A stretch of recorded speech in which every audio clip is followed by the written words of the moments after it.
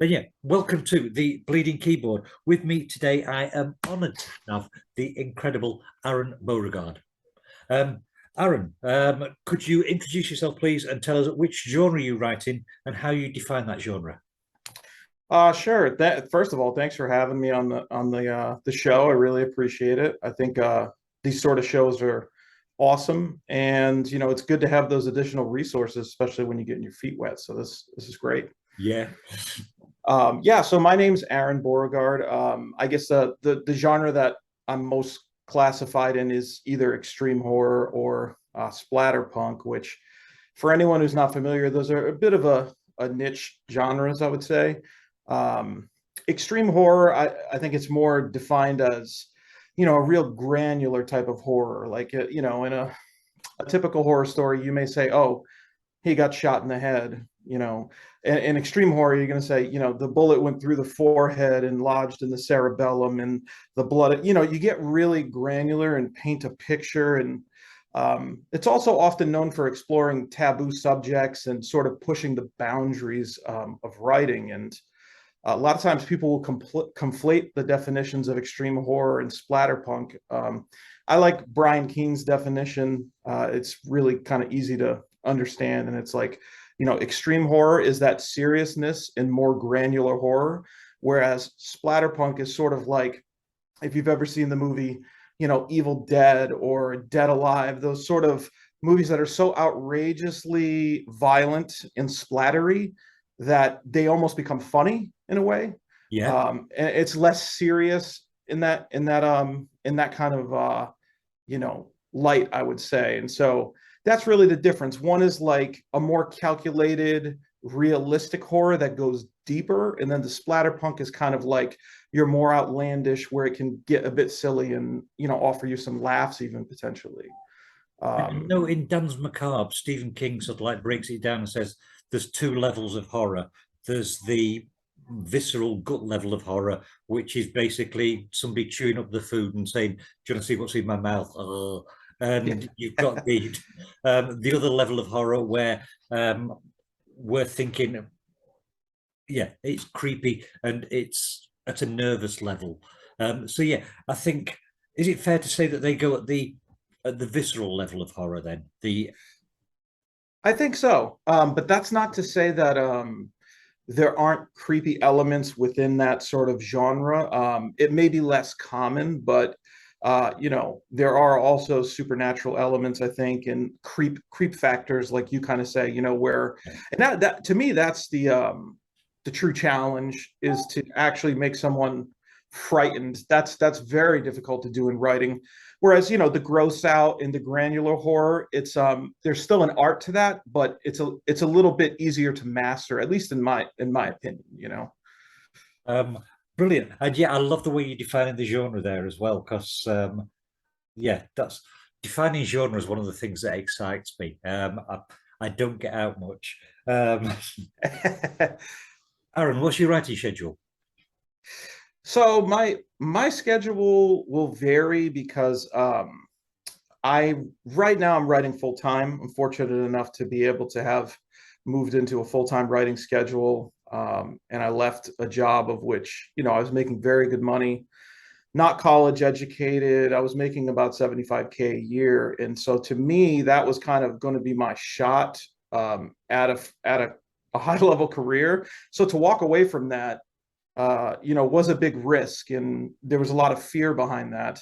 But as you dive into it, if you're getting enough income, I think, to sort of keep you afloat, you just sort of learn to open up other revenue streams and swim rather than sink. But as far as writing schedule, I kind of give you this long-winded answer only to say that the writing schedule is sort of fractured for me, because a lot of times I'll be doing promotion. I might be working on book covers. I might be editing.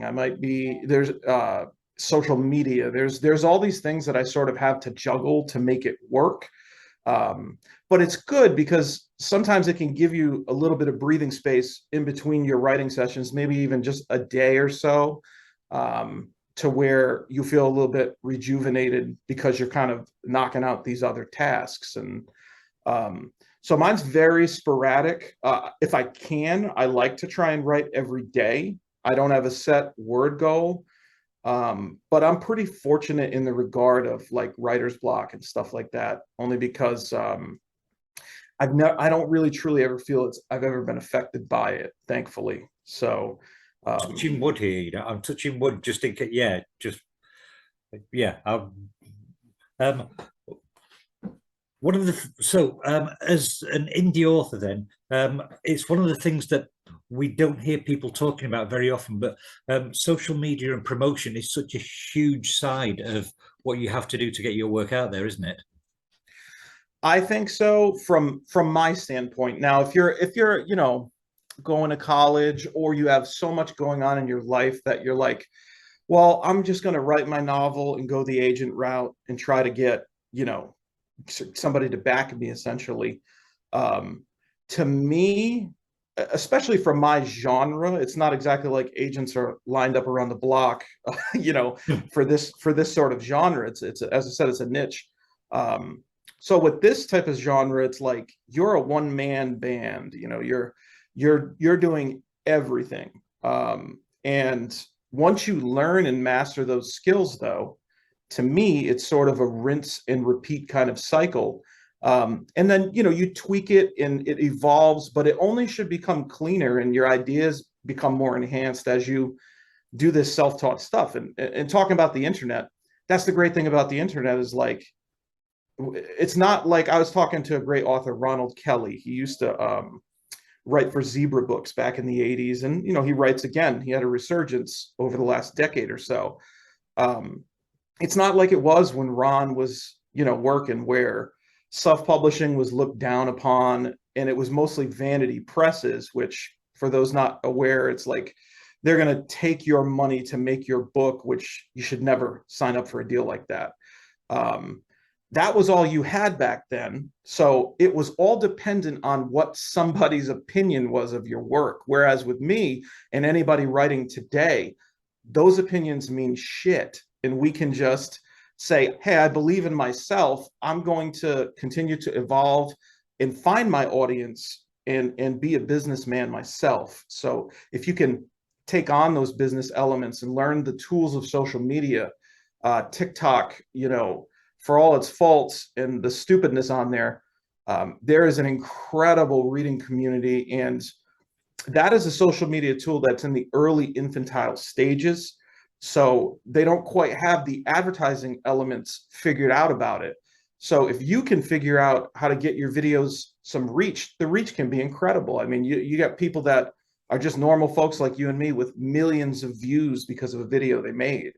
So being aware of those tools, that could potentially get you better promotion than any publisher that you'd sit around 3-4 years hoping to get signed by. It's not to say that you can't do that, but I'm saying for me and for what I'm going for, I like to have that control over everything personally. I might just be a control freak though, but. And I think you make an incredibly valid point there when you talk about how, as an indie author, and it's something that I've thought myself with the indie work that I've been doing, I have got control over what's going out. I've got control over the story. I've not got some editor saying, oh, no, you can't have the ending that way. I decide who's going to die. I'm going to decide how extreme the story is going to be. Yeah, I've not got a grown-up looking over my shoulder saying, can't do that, Ashley. So, yeah, it is my story that's going out there, for better or for worse. It might be that, yeah, this isn't what audiences want. Maybe an editor or an agent might be able to say, oh, no, it would be much better. But I feel it's more my story that's going out there. Right. And it's like a piece of your heart and soul. And it's like ultimately you're going to find an editor anyway. Well, I mean, you should, not you. I mean, I'm talking about potential listeners. Like, you should have found an editor before you're even self-publishing your book, of course, to go through it. And they should still be able to give you like valid critiques, but it'll be less detached because it's more just, a general opinion rather than, oh, what's going to work for our press or like our image or what we're trying to do. You know what I mean? And then you have the ability to decide, whereas instead of someone saying, well, it's going to be this or hit the road, essentially, Yes, completely agree. Question on writing now. So, which is most important to you? Is it plot or character? I it's a tough question to pick because I think it's like the if you had a gun to my head and you said you have to choose one, I would say character, but I think they have to be equally balanced personally. And that one without the other, you're still not going to have a full story, in my opinion. But I think you can get away more with having a captivating character that people get drawn into rather than and like less of a plot rather than just a very linear, maybe a clever plot, but a character that no one cares about. So they might not even reach the end of the end of the plot if they don't care about that character. You know what I mean? Yeah. Yeah, I know exactly what you mean. Yeah. And yeah, it's a horrible question, isn't it? I keep asking it for people, just to watch them squirm as we all sort of like think, yeah, if somebody threw that one at me, it would just be a case of next question, please. So It's a good um, question. That's a good question though, because you know what I mean? It's like that you have to prioritize to some extent, but there's no reason, you're sitting there and writing, there's no reason you can't kind of find a way to have both. yeah. And you're probably rushing if you don't. Yeah, and I think one of the reasons why we buy into fiction, one of the reasons I know an awful lot of readers that I've spoken to get into a story is because they want to see what happens to that character. They want to find out. And it is, as you said, it's both sides. They want to see what happens, which is the plot, to that character, which is the character. So yeah, it's both of those. So what piece of writing advice would you give to anybody who's just starting out? Don't spend too much time on one piece, because the early stages of your writing, I'll quote like a author, Jeff Strand, who's an author in our genre, and just like, even outside of our genre, he has work that's incredible. He's a great writer. He just won the Stoker Award. And I was watching a workshop with him, and he was basically saying, you're going to probably, like, if you release every book you write, you're probably going to release a few books that you hate, like those early works. When you go back and look at your evolution in comparison to those, it's going to be night and day. So I think that a lot of times people can spend massive amounts of time, years, multiple years sometimes, on that first book.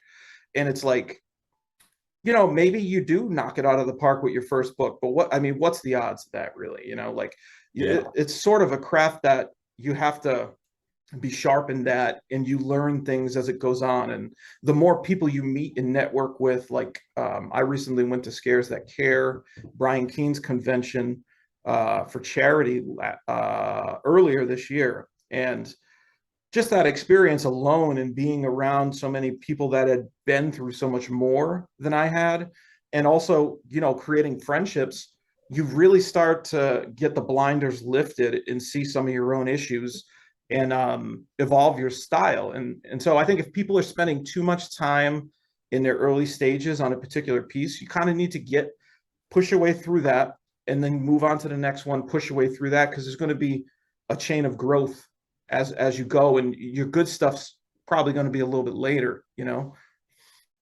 What I love that attitude of, yeah, the good stuff is still to be written. And yeah, that whole perfectionist notice, the mindset of, well, I've got to polish this till it's absolutely right, holds so many people back. And yeah, I couldn't agree more with that. Who do you read for pleasure? Ooh, well, I really am a big fan of I think one of my big influences was like Clive Barker. So I mean, I've read quite a bit of his stuff. Brian Keene's also, someone that I look up to in the genre. My friend Christopher Triana, he's an excellent author. I highly recommend his work. I also tend to read quite a bit of true crime, like, moving away from fiction, I guess, to kind of give a broad answer. I love true crime as well. I find myself very captivated by that. And I also like Roald Dahl is a great author. Some of his adult works are overlooked because of the popularity of his children's books. But I think he's got an incredible imagination and sort of wit about his writing. And you could check out some of his adult works. They're very overlooked, in my opinion. They're excellent. Yeah, Kiss Kiss is a brilliant anthology of his short stories. Absolutely. Yeah, love a bit of Roald Dahl. Clive Barker, yeah, absolutely. When you say true crime, do you feel that sometimes the true crime actually feeds what you do within your genre? So you're looking at sort of like the gritty realism, and you can bring the gritty realism into the realism of horror. I think it certainly can, you know. I was just, I like to say I was born with a morbid curiosity. That's like an exaggerated one, though, you know what I mean? More so than other people. And I think, you know, a lot of horror writers are like, why else would you write it, really? So the human potential for evil is fascinating to me. And I think a lot of what I do in my own work is sort of more grounded, I think, for the most part, and less supernatural, because that's the stuff that I believe is truly frightening, you know? Yeah. And I think true crime definitely plays into that. Yeah. Yes, definitely. I completely get that. Right. So your novels, The Slob and Son of Slob, are probably partially responsible for the epithet slobby poo-poo horror, which has been used as a term to denigrate some examples of extreme horror. Why do you think there is such an aversion to this brand of horror? Well, I think it's controversial by nature and by design, you know. It is what we do. Like I wouldn't want to have a perfect 5-star book ever like that, because I'm doing something wrong if that's the case. My books aren't supposed to be for everyone, if that makes sense. And I think, you know, there's some people that get really turned off by breaking boundaries or going to places that, you know, when they walk into Barnes and Noble and pick a book off the shelf that they're probably not gonna get to, you know. Yeah. So yeah, so I think I think that term started in like Books of Horror, and someone's, which is a Facebook group with great suggestions if anybody's interested in book suggestions. But I don't think the individual that started it meant it to be denigrating. He was just kind of saying, like, because that group kind of got flooded with suggestions of this, you know, disturbing, gross sort of horror that was sort of gaining a resurgence, I think, you know. And that was just a term because some of the covers can be pretty gross in the interior illustrations. So I'm personally not offended by it. I think it's kind of funny. And again, you know, I just don't think that this isn't supposed to be for everyone. It wouldn't be splatterpunk or extreme horror if it was, you know. And I think you've made a really valid point as well, that we don't want to be producing 5-star books. We want books that are 5-star quality, but there's the dichotomy in horror that you are buying into something that's going to frighten you and or upset you or leave you feeling unsettled, which are not particularly pleasant experiences. So it seems ridiculous to say 5 stars, you scared the crap out of me. I couldn't sleep for a week. Yeah. Yeah, it's a really, really odd one. But yeah, good. I get that. And thank you. Yeah, I think you said it good too. You know, like you want it to be 5-star in quality, but you know, you know, if it's gonna disturb a certain portion of the audience, that's okay. You know what I mean? Like, yeah, that's fine. I mean, that's what we do as writers, isn't it? We want to get a reaction from our readers. So if you're writing erotica, you want your reader to be aroused. If you're writing horror, you want them to be scared of whatever creaky sounds that they hear. If you're writing romance, you want them to be going, oh, that's lovely. Yeah, they can, whichever way you're going, whatever we want to provoke a response from our readers. So yeah, yeah, you're clearly doing that if people are describing your books in that way. And some of those 1-star reviews are like just as good as the 5-star ones to our audience. You know what I mean? Like if they're like, this is the most disgusting, like sadistic, you know what I mean? Like some of them are actually, they benefit you. So I don't get mad at it. The only thing I don't like is when someone will attack you personally and try and act like they know who you are as a person. because you write a certain type of character. They can't sort of separate the art from the artist, you know, and it's not that the artist is bad, it's the depravity within the art. It's one thing if the artist is a scumbag, you know what I mean? You know, you don't separate, you might not want to separate it then, but if the person is a normal person and caring and, you know, in reality, how, you know, acts respectfully as they should, you know, the work shouldn't besmirch that. And that happens all too much with cancel culture and shit like that, you know? Far too much, yeah. And it's annoying. And I've had it happen where I got a 2-star review, I think it was, from somebody from a piece of erotic fiction that I'd written. And I'd written it under a pseudonym, and they'd said, you can tell this story was written by a woman because she takes 100 pages to get to the point. And I thought, do I need to send you a dick pic to prove that this is and yeah, and I worked alongside somebody who, again, she knew that I wrote erotic fiction. She'd never read anything, but she described it all as filth, which she might have been right, she might have been wrong, but you've got to read it before you can describe somebody's work as filth, I think. Yeah. Right, so you've been nominated several times for Splatterpunk Awards, and this year you won Best Collection with Beyond Reform. Am I correct there? Yes. Excellent. What do you feel that these awards add to your credibility as an author? Well, to me, it's everything, because, and I'm not saying it's everything to boost myself up. That's not what I mean.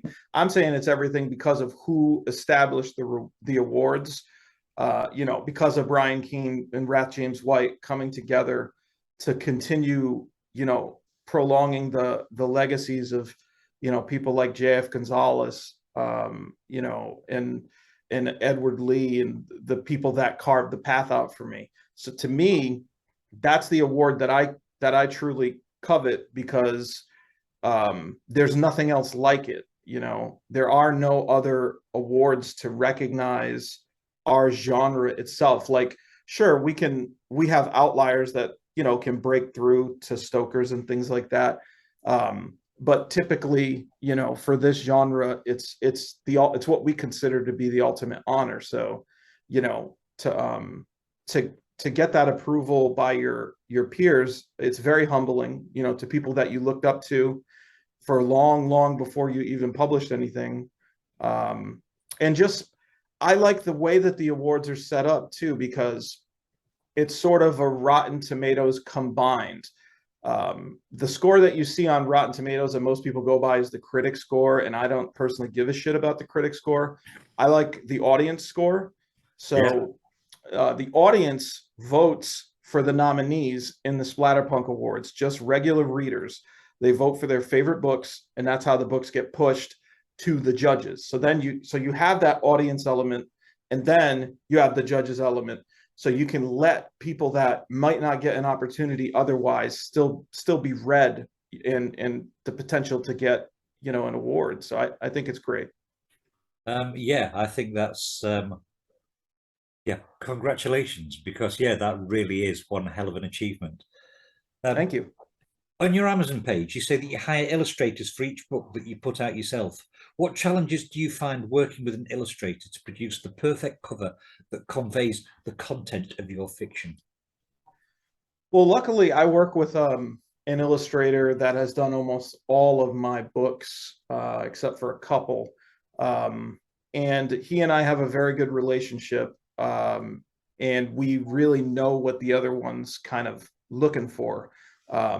So, and I'm also very detailed within my descriptions of what I want. I give him more, you know, but I also provide him enough wiggle room to be creative himself, of course. You don't want to suffocate them with information, but you also want to have those necessary details on the cover.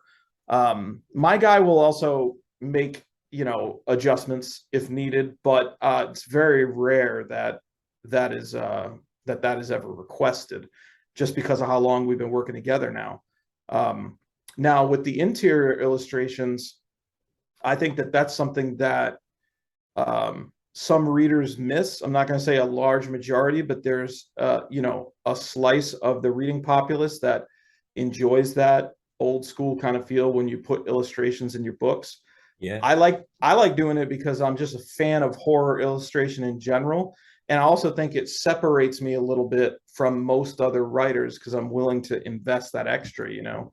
And I think sometimes when readers see that, they say, wow, okay, he invested additional into this book to provide some pretty gnarly visuals. And yeah, I think but there can be challenges, not to say there aren't challenges. I've had several projects with other illustrators that I've tried for like obscure things, some that, you know, didn't work out. And sometimes you just got to be ready to sort of cut bait and say, you know, thank you. You took a few attempts at it, but maybe just pay them a little bit for their time and separate.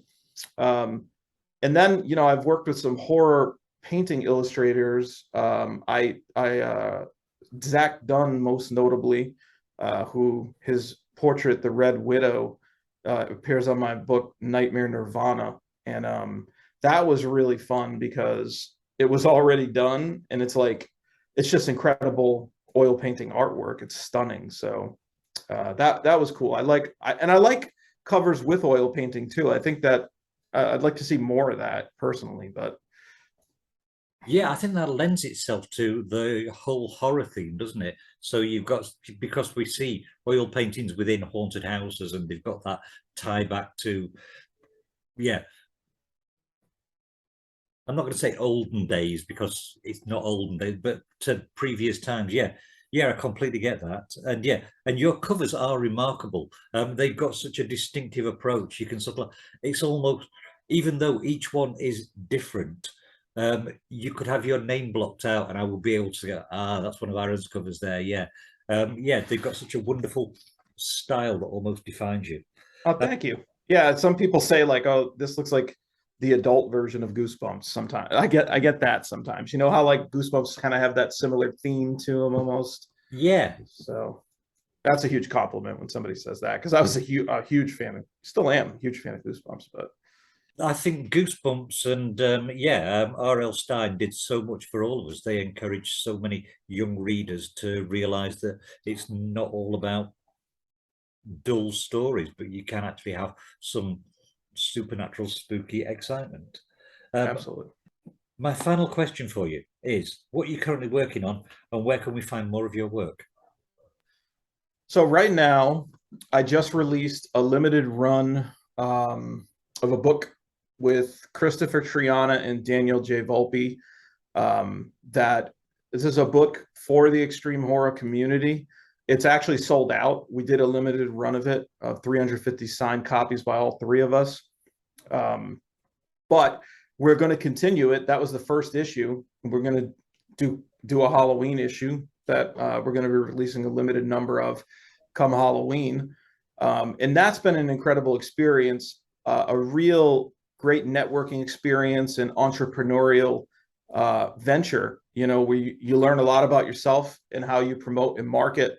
And the great thing about the book is that we don't have to play by anybody's rules. We don't have to worry about Amazon censorship because we're all producing it ourselves and delivering it directly through our websites to the readers for that real feel. And it's called the obituaries also because in the back, after each of our stories, we have a newspaper column style that shows, and we write mock obituaries for ourselves, just horrific deaths that how he died. And the cool thing is that with this second issue, we've opened up 15 slots to our dedicated fans, and we're going to kill them in the back of the book, which should be pretty fun.